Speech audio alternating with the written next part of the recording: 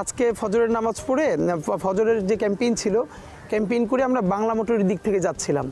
তো বাংলা মোটর মোড়ে এক চাচা, উনি সারা রাত কলা রুটি বিক্রি করে আর ডিম সিদ্ধ বিক্রি করে।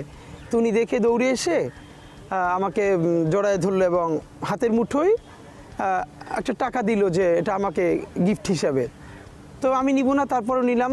যে মনে করলাম 100 টাকার একটা নোট হবে, না নিলে উনি কষ্ট পেতে পারেন, এই জন্য নিলাম। একটু পরে খুলে দেখি সেটা 1000 টাকার নোট। এখন আপনি চিন্তা করবেন, যিনি সারা রাত জেগে রুটি কলা বিক্রি করেন তার সারাদিনই কিন্তু 1000 টাকা প্রফিট হয় না। এটা অন্তত ওনার 2 দিনের পুরো প্রফিটটা।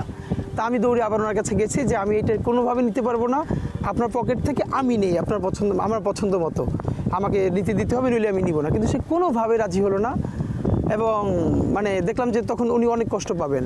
এইটা আজকের শুধু একটা ঘটনা বললাম। এরকম ঘটনা মানে আমাদের জন্য হচ্ছে কি, ধরেন আমরা সোশ্যাল মিডিয়ায় নিজেরা এগুলো পাবলিশ করি না দুটো কারণে।